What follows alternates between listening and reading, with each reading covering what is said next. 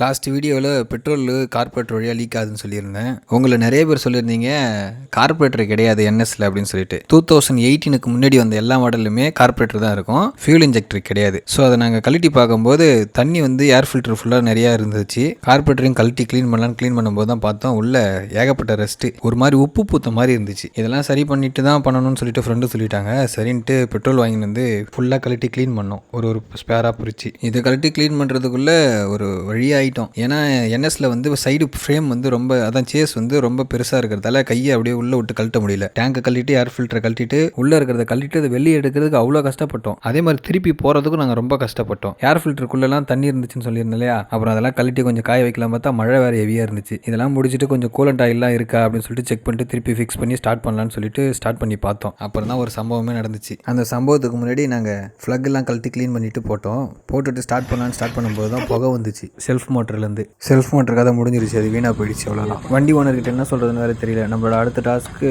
Self motor ready பண்ணுறது தான். Video பிடிச்சிருந்தா ஒரு லைக், சப்ஸ்கிரைப் பண்ணிவிடுங்க. தேங்க்யூ.